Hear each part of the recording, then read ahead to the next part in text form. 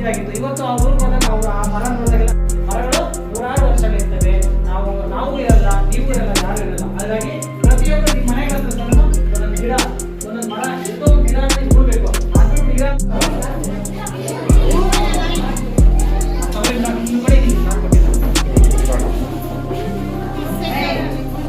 ವಿದ್ಯಾರ್ಥಿ ಮಕ್ಕಳೇ ಹಾಗೂ ಶಾಲಾ ಶಿಕ್ಷಕರೇ ಹಾಗೂ ಪತ್ರಕರ್ತರೇ, ಇವತ್ತು ಈ ದಿನ ನಮ್ಮ ಫೋಕಸ್ ಟ್ರಸ್ಟ್ ರಿಜಿಸ್ಟರ್ಡ್ ವಿಶ್ವ ಪರಿಸರ ದಿನಾಚರಣೆ ಅಂಗವಾಗಿ ಏನು ನಮ್ಮ ಹರೀಶ್ ಅವರು ಬೆಳಿಗ್ಗೆ ನನಗೆ ಫೋನ್ ಮಾಡಿ, ಸರ್ ನೀವು ಬರಲೇಬೇಕು, ನನಗೆ ಒಂದು ಕೂಡ್ಕೋಬೇಕಿತ್ತು, ಅಲ್ಲೂ ಏನೋ ಒಂದು ಪ್ರೋಗ್ರಾಮ್ ಇತ್ತು, ಇಲ್ಲಿ ಬಂದು ಒಂದು 10 ನಿಮಿಷ ಹೋಗಿ ತಾವು ಮಕ್ಕಳು ಮಾತಾಡ್ಬಿಟ್ಟು ಒಂದು ಗಿಡ ನೆಟ್ಟು ಹೋಗಲೇಬೇಕು ಸರ್ ಅಂತಂದರು.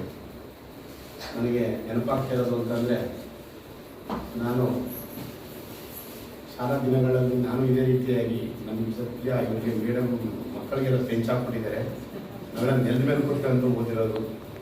ನಾನು ನಮ್ಮ ಕೊಳ್ಳೇಗಾಲ ಏನು ದನಗೆರೆ ಗ್ರಾಮ ಇದೆ, ನಾನು ಇಂಥ ವಿದ್ಯಾರ್ಥಿ ನನ್ನ 3ನೇ ಕ್ಲಾಸ್ಲೇನೋ ನನಗೆ ಗೊತ್ತಿದ್ದಂಗೆ 4ನೇ ಕ್ಲಾಸ್ ನನ್ನ ಕ್ಲಾಸ್ ಲೀಡರ್ ಆಗಿದೆ ನಾನು ಅವಾಗಲೇ. ನಾನು ನೆನಪಾಗ್ತಾ ಇದೆ ನನಗೆ ಇವತ್ತು. ಅವತ್ತು ಆ ದಿನ ನನಗೊಂದು ನೆನಪೇನಪ್ಪ ಅಂತಂದರೆ, ಅವಾಗ ವಿಶ್ವ ಪರಿಸರ ದಿನಾಚರಣೆ ಮಾಡ್ತಿದ್ರು ಅಂತ ನನಗೂ ನೆನಪಿಲ್ಲ ಅವಾಗ. ಯಾಕಂದರೆ ಆಗ ನೆಟ್ಟಿರೋ ಒಂದು ಗಿಡ ನಮ್ಮ ಊರಲ್ಲಿ ತೆಂಗಿನ ಮರ ಇವತ್ತು ಸಹ ಅಲ್ಲಿ ಫಲ ಕೊಡ್ತಾ ಇದೆ. ನಾನು 2015ರಲ್ಲಿ ಶಾಲಾ ಮಕ್ಕಳಿಗೆ ಒಂದು ಸ್ವಲ್ಪ ಬುಕ್ಕೆಲ್ಲ ಕೊಡಿಸ್ತೇನೆ ನಾನು ನೋಡಿ.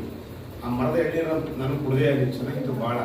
ಇವತ್ತೇನು ನಮ್ಮ ಹರೀಶ್ ಅವರು ನನಗೆ ನೆನಪಾಗ್ತಿರೋದು ಏನಂತಂದರೆ, ಸರ್ ನೀವು ಬದುಕಲೇಬೇಕು ಅಂತ ನಾನು ಕೊಟ್ಕೋಬೇಕಿಲ್ಲ ಸರ್, ಬಂದಿರೋ ಮಾತಾಡ್ಕೋಬೇಕು ಸರ್ ಅಂತಂದು ನನಗೆ ನೆನಪಾಗ್ತಿರೋದು. ಇನ್ನೂ ವಿಶ್ವ ಪರಿಸರ ದಿನಾಚರಣೆ ಅಂಗವಾಗಿ ತಮ್ಮ ಶಾಲೆಗೆ ತಾವು ಸಹ ಮಕ್ಕಳಿದ್ದೀರಿ. ಯಾಕಂದರೆ ಈಗ ಎಲ್ಲ ಪುಟಾಣಿ ಮಕ್ಕಳು ತಾವು, ನೀವು ಶಾಲಾ ಆವರಣದಾಗಿರ್ಬೋದು, ತಮ್ಮ ಮನೆ ಮುಂಭಾಗದಾಗಿ ತಮ್ಮ ತಂದೆ ತಾಯಿಗೆ ಒಂದು ಗಿಡ ಯಾವುದೇ ಆದರೂ ಸರಿ, ಅದು ಫಲ ಕೊಡ್ತಾ ಇರಬಹುದು, ಇಲ್ಲ ನೆರಳು ಕೊಡ್ತಾ ಇರ್ಬೋದು, ಅಂಥ ಗಿಡನ ತಾವು ನೆಡಬೇಕು ಅಂತ ನಾನು ಕೋರ್ಕೊತಾ ಇದ್ದೀನಿ.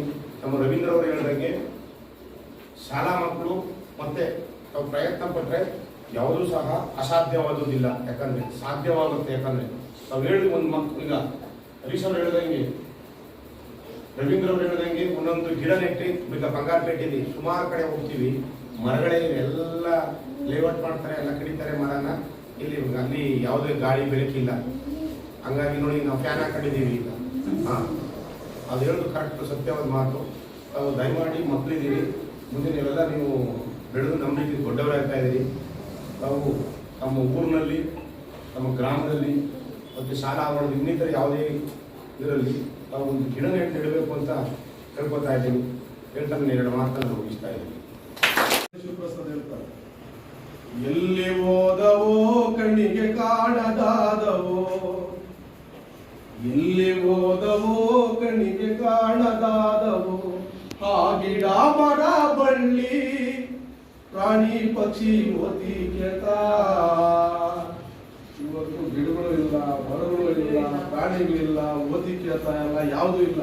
ಈಗಿರೋ ಮಕ್ಕಳಿಗೆ ಸಾಮಾನ್ಯವಾಗಿ ಓದಿಕೆತ ಅಂದ್ರೆ ಯಾರಿಗೂ ಗೊತ್ತಿಲ್ಲ, ಯಾವ್ಯಾವ ಮರ ಏನೇನು ಅನ್ನೋದು ಯಾರಿಗೂ ಗೊತ್ತಿಲ್ಲ. ಅಂತ ಪರಿಸ್ಥಿತಿಯಲ್ಲಿ ನಾವು ಇವತ್ತಿದ್ದೀವಿ. ಆ ಕಾರಣಕ್ಕೆ ಇವತ್ತು ನಾವು ಪರಿಸರ ದಿನಾಚರಣೆಯನ್ನ ಯಾಕೆ ಇದೇ ಸ್ಕೂಲಲ್ಲೇ ಮಾಡಬೇಕು ಅಂತೇಳಿ ನಾವು ಮನಸ್ಸಿಗೆ ಕೇಳಿದ್ರೆ, ಈ ಹಿಂದೆ ನಾವು ದೊಡ್ಡ ದೊಡ್ಡ ಸ್ಕೂಲ್ಗಳಲ್ಲಿ ಎಲ್ಲ ಕಡೆನೂ ಎಲ್ಲಾ ಶಾಲಾ ಕಾಂಪೌಂಡ್ಗಳಲ್ಲಿ ನಾವೇ ಹಾಕಿರುವಂತ ಸ್ಕೂಲ್ನಲ್ಲಿ ಈ ಸ್ಕೂಲನ್ನು ಗಿಡ ನೆಡೆಸಿ ಮಕ್ಕಳಿಗೆ ಜವಾಬ್ದಾರಿ ಕೊಟ್ರೆ ಆ ಮಕ್ಕಳು ಆ ಒಂದು ಗಿಡನ ಬೆಳೆಸಿ ಮುಂದೆ ಅದೇ ಮಕ್ಕಳು ಬಂದು ಆ ಗಿಡನ ನೋಡುವಂತ ಕಾಲ ಬರುತ್ತೆ ಅನ್ನೋ ಒಂದು ಕಾರಣಕ್ಕೋಸ್ಕರ ನಾವು ಇನ್ನೊಂದು ಮಾಡೋದು. ಯಾಕಂತ ಹೇಳಿದ್ರೆ ಇವತ್ತು ಪರಿಸರ ಎಷ್ಟೊಂದು ಮುಖ್ಯ ಅಂತ ಹೇಳಿದ್ರೆ, ನೀರಿಗೂ ಪರಿಸರಕ್ಕೂ ಈ ನಮ್ಮ ಸಮಾಜಕ್ಕೂ ಎಲ್ಲದಕ್ಕೂ ಒಂದಕ್ಕೊಂದು ಚೈನ್ ಲಿಂಕ್ ಇದ್ದಲ್ಲಿ. ಮನುಷ್ಯ ಒಂದು ಸಂಘಜೀವಿ, ಆ ಸಂಘಜೀವಿಯಲ್ಲಿ ಒಂದಲ್ಲ ಒಂದು ರೀತಿಯಲ್ಲಿ ಪ್ರತಿಯೊಂದನ್ನು ಅವಲಂಬನೆ ಮಾಡಿರ್ತಾನೆ ಅಲ್ವಾ. ಬಾಗೆ ಬಲ್ಲೆ ಪಕ್ಕದ ಕಾಡಲಿ ನೀರಿಲ್ಲದೆ ಕೋತಿ ನರುಳಾಡಿತಲ್ಲ ಅಂದ್ರೆ ಅರ್ಥ ಮಾಡ್ಕೋಬೇಕು. ಬಾಗೇಪಲ್ಲೆ ಅಂತ ಒಂದು ಕಾಡಲ್ಲಿ ಕೋತಿ ನೀರಿಲ್ಲದೆ ನರುಳಾಡಿ ಸಾಯ್ತಾ ಇತ್ತು. ಸಂಘ ಕಟ್ಟೋದಲ್ಲ, ಒಂದು ಇದು ಮಾಡಿದ ನೀವು ಪ್ರಜೆಗಳಾಗಿ ಒಳ್ಳೆ ಹೆಸರನ್ನ ಒಂದು ನಮ್ಮ ರಾಷ್ಟ್ರಕ್ಕೆ ಹಿತವಾದಂತ ರಾಷ್ಟ್ರಕ್ಕೆ ಒಂದು ದೇಶ ಸೇವೆಗಾಗಿ ಆದ್ರೂ ನೀವು ದುಡಿದು ಒಂದೇ ಒಂದು ಯಶಸ್ಸನ್ನ ಮಾಡಿಕೊಡ್ಬೇಕು ಅಂತ ಹೇಳ್ತಾರೆ.